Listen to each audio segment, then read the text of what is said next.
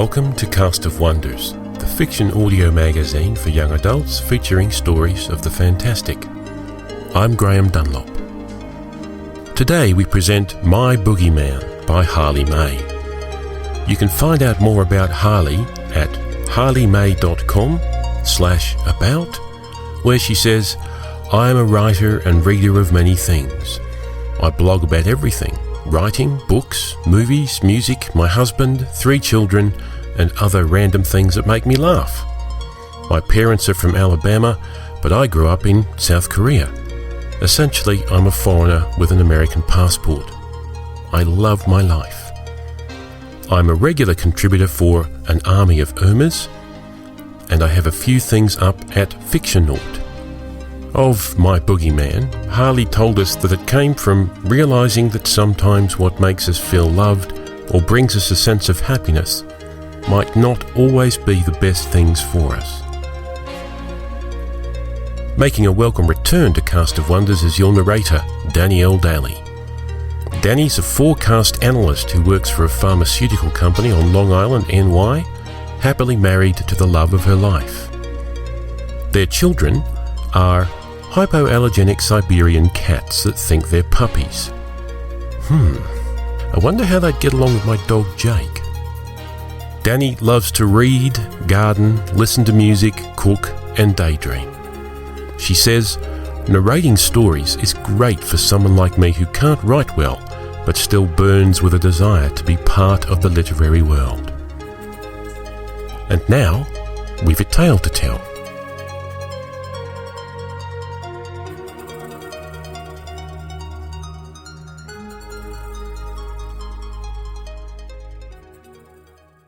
My Boogeyman by Harley May.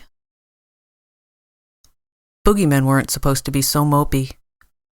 Or at least that's what I'd heard. David wasn't exactly the typical boogeyman, and I don't suppose I was the typical scare either. He sat cross-legged on the floor of my closet, underneath what was left of my hanging clothes, folding shirts that fell off the hangers. You don't have to do that, I said, taking a few dresses to my suitcase. I know. I want to. There's not much left around the room to pick at. He gestured to the empty walls with his claw and went back to busy work with the tiny things. About time you cleaned this closet out. You're disgusting. His hair hung in his eyes. I smiled. Everything in my drawers and all my knickknacks were packed in boxes, ready to go to college with me. I would leave with my mom first thing in the morning. David wouldn't be coming. Do you want me to give the fur around your eyes a trim before bed tonight? You don't know what your next scare will be like. He or she might not want to trim your hair. He didn't answer. They certainly won't be as charming as I am. He picked up a Pringle from under a loose sock. Or as gross. It's a miracle I've stayed in your closet as long as I have. He said it to be funny, but his voice caught at the end. He dropped the Pringle, turned, and burrowed into the closet with his back to me. We'd both done well to avoid crying before today, and I couldn't stand to see him like this. I crawled on my hands and knees to the closet. David, come out of there. I don't like this any more than you do. But you can't come to college with me. I'll have a roommate and... I took a breath, steeling myself. This is best for both of us. No reply. We can't have any real future together. You're not allowed to walk around in public, and I don't want to stay inside for the rest of my life. People will wonder why I don't have friends over. Because I'll make friends. I totally will. And what if... The air stood empty between us for a moment. What if what? What if... I don't know. What if another human actually wants to date me? He snarled. Do you have any idea what it's like? Enjoying the company of your boogeyman more than other people? I have no friends. None. This is my chance to make them, to change myself. I started to cry. He came out and crouched next to me, wrapping his hairy arms around my shoulders. He tucked my head under his chin, and I inhaled. I never minded his smell. Kind of like a clean cat. "These human friends, I get that you need them," he said. "But you won't like them as much as you like me." I nodded.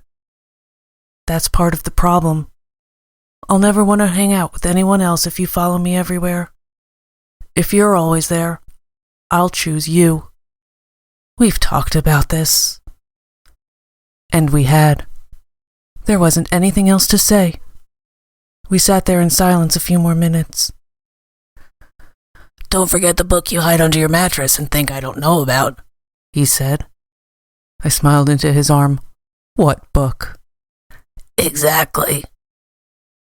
We got up and packed the rest of my room without saying another word. We stole glances at each other here and there, but they didn't last long. After we finished packing, I trimmed the hair on his face, the scissors grazing the area around his eyes. I held the fur in my fingers, careful not to cut too close or break his skin. He bled. Most people didn't know that about boogeymen. They bled. He took a shower to get all the loose hair off while I vacuumed the carpet.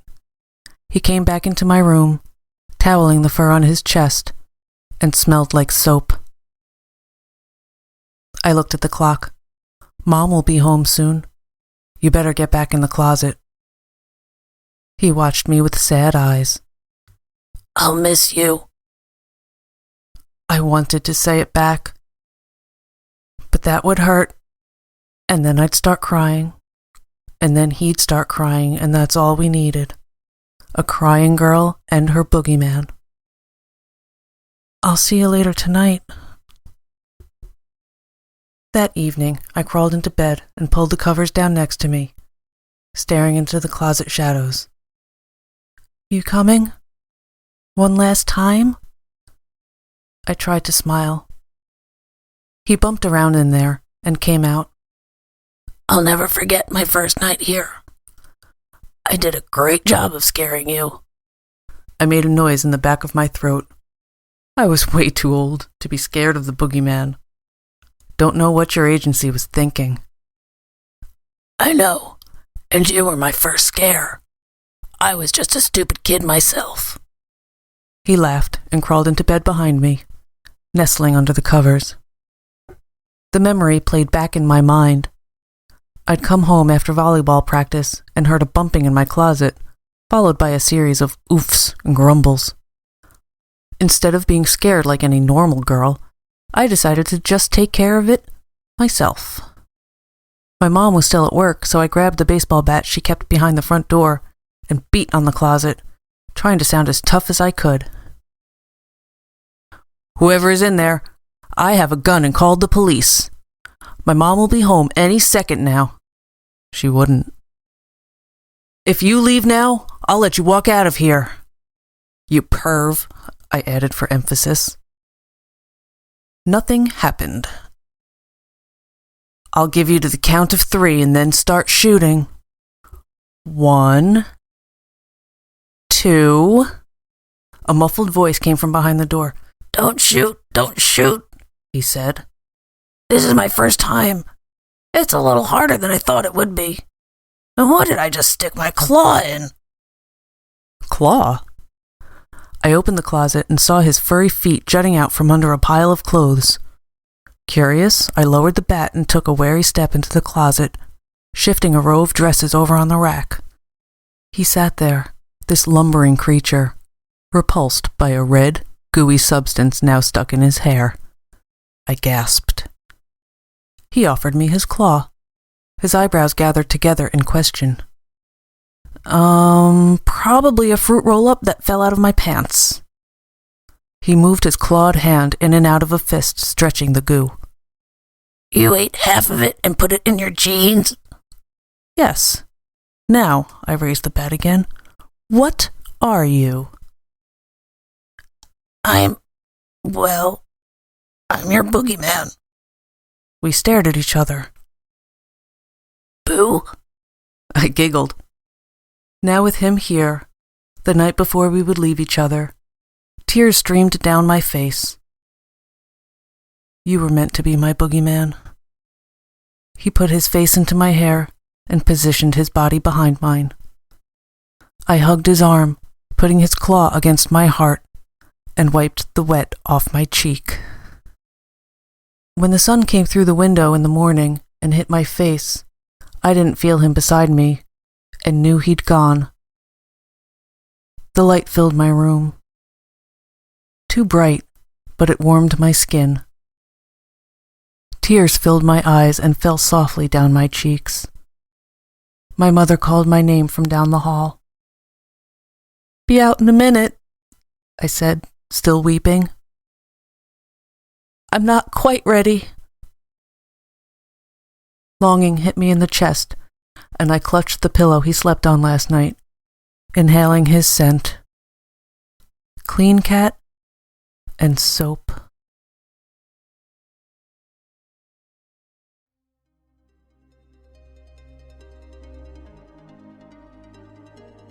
And so ends My Boogeyman.